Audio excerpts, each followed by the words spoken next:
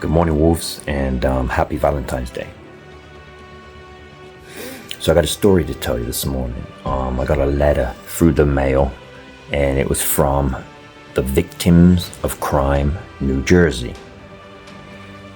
So are you not familiar with what that is if you are assaulted or a victim of crime, basically, in your state, it's part of the Attorney General's department, and it's basically for victims of crime.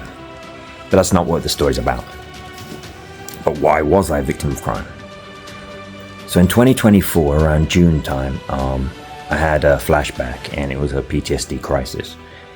And I ended up running away from the cops. They put out the drones and all that crazy stuff looking for me, but I was watching them in a bush. But at that moment, I couldn't be around people. Yeah, I was all sniped up in the bush. I was watching everybody. They went by me like 6 or 7 times. I'm not being disrespectful, but yeah, I was watching you guys. So then I went to the hospital, and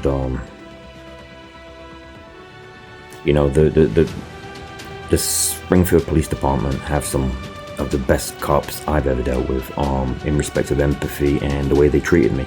They were amazing. So that's Springfield, Union County, New Jersey. You're amazing, guys. Big shout out to you. So I ended up in getting transported there in ambulance to the Summit Overlook Hospital over in Summit, New Jersey. Now, what happened to me, I pray to God never happens to anybody, because I suffered, and I hate to use his name in vain, but what nearly happened to me was the same as what happened to George Floyd. Overusage of restraints by untrained people, bouncers, thugs, and people who have no common sense. So basically, long story short, the officers left me, and I started to panic again. I'm like, this is not the VA hospital in East Orange where they treat me kindly, they're empathetic, and Ronnie, who's the head nurse there in the emergency department, he always sorts me out when I'm in crisis, previously. So I'm like, nah, fuck this, I'm out. So I got up. Oh, sorry, I missed a little bit out there. That was very important. I'm allergic to Ativan. It's a antipsychotic drug that they give to vets because apparently we're all crazy. I'm allergic to it. It makes me, it hypes me up. And that's the last thing you want when you're in crisis. So long story short is they gave me the Ativan, and when it kicked in, I'm like, fuck this, I'm out of here. So I got up, and then I did make a little bit of a scene, and I ripped off a Sharps box off the wall, and I think I threw it at the floor. But it wasn't personal, guys. To anyone watching this from Summit Overlook Hospital, it wasn't personal. To be quite honest with you, I was in crisis, and I cannot remember a face, the nurses, or anybody that maybe I was disrespectful to. I apologize when I was in crisis, but I don't remember you. But guess who I do remember? So at that moment, they pressed the panic button, a white button, and that's what it's called, a panic white. So all I see is, the only thing that was missing was like some like crazy WWE music, like because these biggest guys I've ever seen in a hospital environment came running through, like, the Puerto Rican style guys, those ones, no neck, bald head, look like Fat Joe,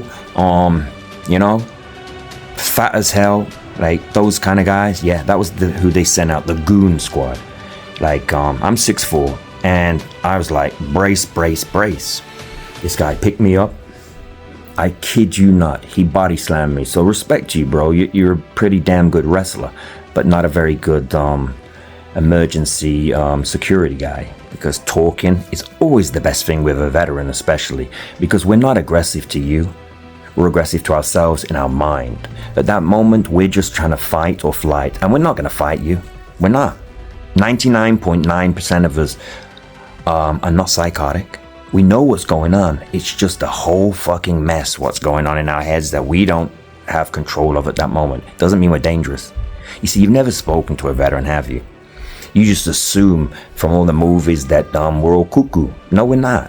What it is, it's a regulation. At that moment, we struggle with PTSD to regulate our emotions. Like, we'll shout at you, we'll scream at you, the world, and because we're in crisis. but we're not dangerous to you. We're not schizophrenic, right? We're not in a different zone of the world in our mind. No, we're in a crisis, right?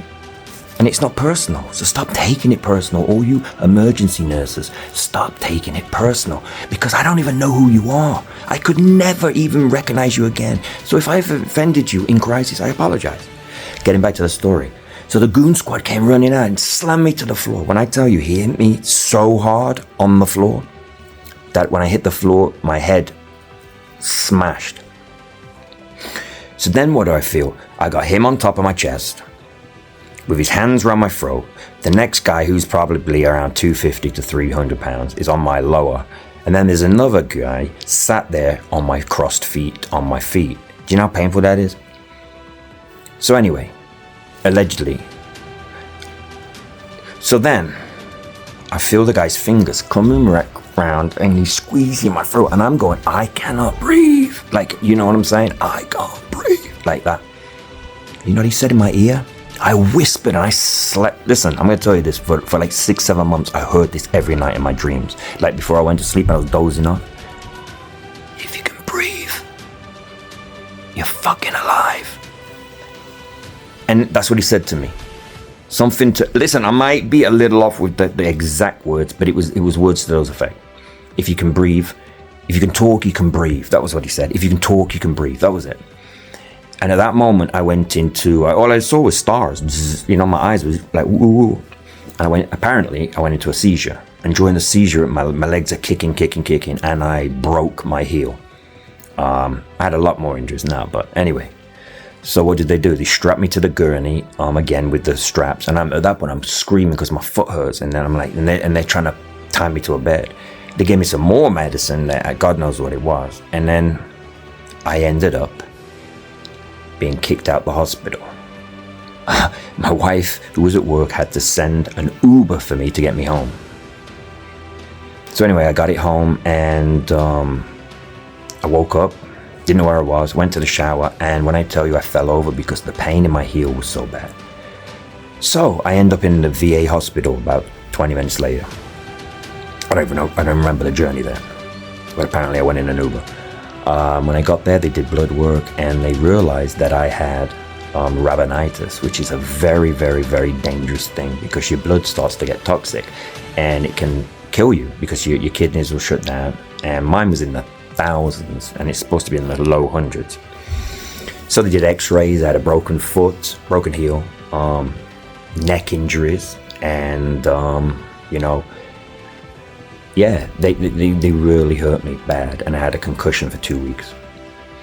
So I went home thinking, right, that's overkill. That was overkill. Like, even if I was the worst man in the world, like what you guys did to me was overkill. So I'm like, I'm not going to stand for this. I called Summit Overlook Hospital Police.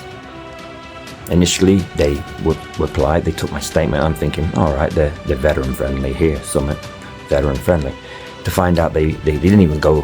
Well, they did. They made a phone call, and they was told by Summit Overlook Hospital, "Oh, we don't have any video evidence in our video cameras in our emergency room, sadly, to be able to give you to show you the event." Let me tell you something. I used to work for a company. I'm not going to give their name out, but I've installed the door operations entry systems in the state offices of the Attorney General.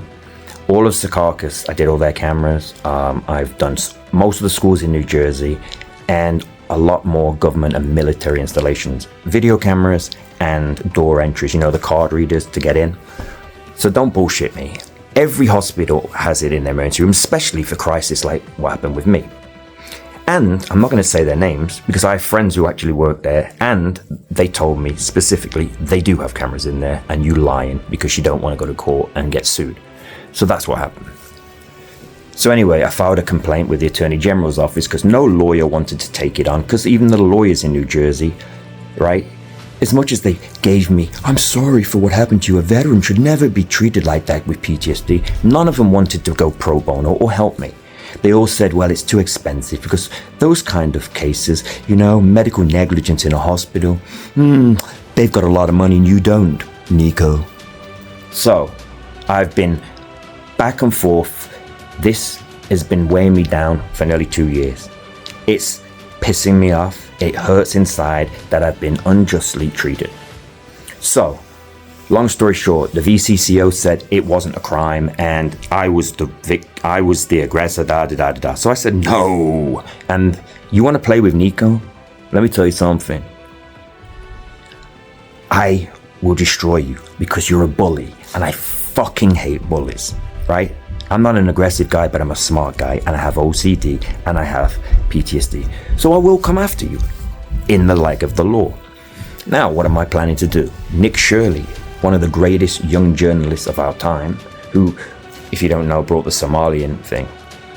So my case, it's not dead, and it won't be dead, because I'm going to get everything documented, everything that the health department brought to attention, because they got a lot of fines, by the way, federally and from the state of New Jersey. And what I'm going to do is, you bullies, hospitals, because you do have a lot of money, because you're ripping off all of us with every single bill that you put in there, giving these backhanders to the local community townships, so you're in their pocket. And when anything happens, nobody will investigate you. But you mixed the wrong one now. Because me, lone wolf for a reason. I walk alone and I'm never going to be in a circus. So, I'm going to do my Nick Shirley on you, New Jersey. From Governor Murphy's office all the way back. I'm going to start looking at documents, putting it through AI to run scans to see if there's any, whether it be the time you billed for me being in the hospital, see if it's correct, everything. I'm going to find all the corruption that you've been doing, state of New Jersey, and I'm going to bring it to the attention of everybody. Be warned, you told me that I'm not a victim. I'm a PTSD sufferer, veteran of this state.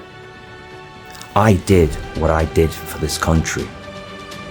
The Constitution was written by men like me, for people who are watching like you, to protect ourselves so the government would never get too big that it treats us like less than.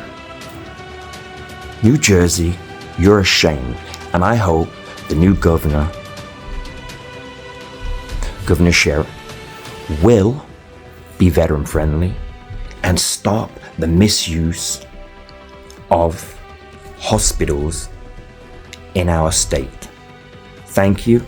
Have a wonderful, happy Valentine's Day from me and all my friends in the Lone Wolf. Peace out.